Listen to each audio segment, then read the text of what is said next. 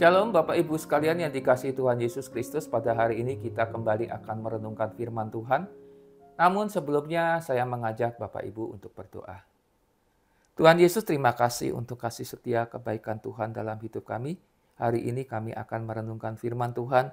Tuhan memberkati, Tuhan menolong kami, sehingga kami makin hari makin mengenal isi hati Tuhan. Terima kasih Bapa, dalam nama Tuhan Yesus kami sudah berdoa. Amin. Firman Tuhan pada hari ini terambil dari Efesus pasal 5 ayat 5 sampai 10. Efesus pasal 5 ayat 5 sampai 10. Saya akan bacakan, Bapak Ibu saya persilakan menyimaknya dalam hati. Efesus pasal 5 ayat 5 sampai 10. Karena ingatlah ini baik-baik, tidak ada orang sundal, orang cemar atau orang serakah, artinya penyembah berhala, yang mendapat bagian di dalam kerajaan Kristus dan Allah.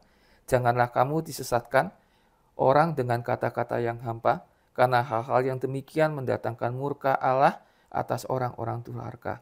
Sebab itu janganlah kamu berkawan dengan mereka. Memang dahulu kamu adalah kegelapan, tetapi sekarang kamu adalah terang di dalam Tuhan. Sebab itu hiduplah sebagai anak-anak terang. Karena terang hanya berbuahkan kebaikan, keadilan dan kebenaran.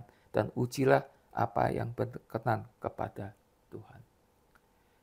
Bapak Ibu sekalian yang dikasihi Tuhan, di dalam Efesus pasal 5 ini, kalau kita melihat ayat-ayat sebelum ayat 5, yaitu di ayat 1, tertulis sebab itu jadilah penurut-penurut Allah seperti anak-anak yang kekasih dan hiduplah dalam kasih.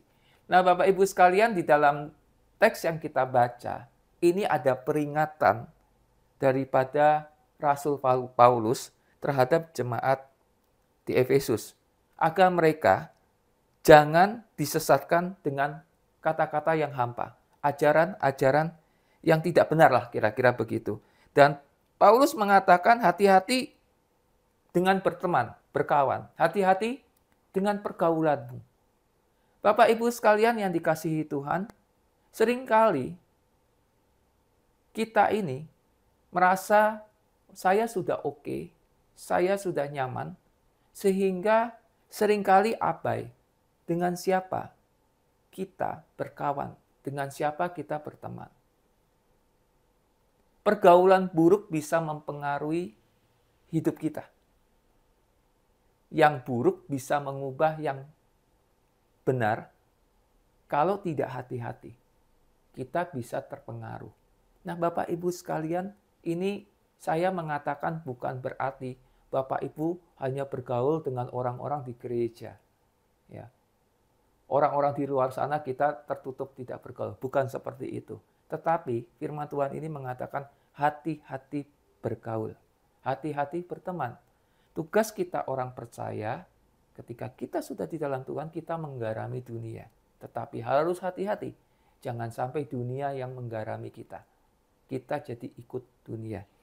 Karena ketika kita sudah di dalam Tuhan, kita tidak kebal daripada dosa. Kita tidak kebal dari pengaruh-pengaruh di luar.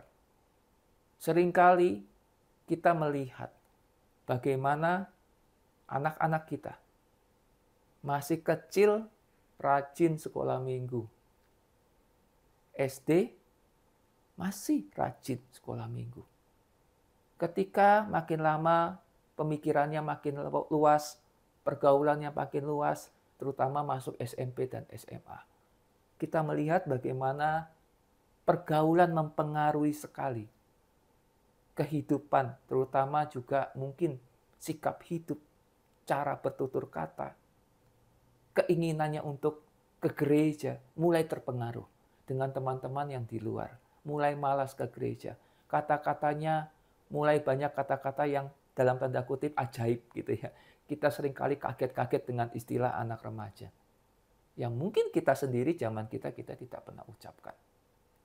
Nah Bapak Ibu sekalian, hati-hati. Jangan karena kita sudah percaya Tuhan lalu kita merasa kita kebal dari dosa. Pergaulan yang buruk bisa mempengaruhi hidup seseorang yang sudah baik pergaulannya. Tugas kita di dunia ini adalah menggarami dunia. Kita membawa orang-orang yang di luar Tuhan, yang hidupnya bermasalah, kembali ke jalan yang benar, ke jalan Tuhan. Apa yang Tuhan mau adalah hal yang seperti itu. Kita menggarami dunia, tetapi hati-hati jangan sampai dunia yang menggarami kita. Mari kita berdoa. Tuhan Yesus, terima kasih kami sudah merenungkan firman Tuhan. Biarlah melalui apa yang kita renungkan,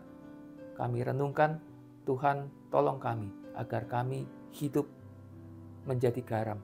Kami menjadi hal baik, menjadi berkat bagi dunia ini. Tolong kami, jaga kami agar kami tidak terpengaruh dengan hal-hal yang tidak baik di dunia ini. Terima kasih Bapa, dalam nama Tuhan Yesus kami sudah berdoa. Amin.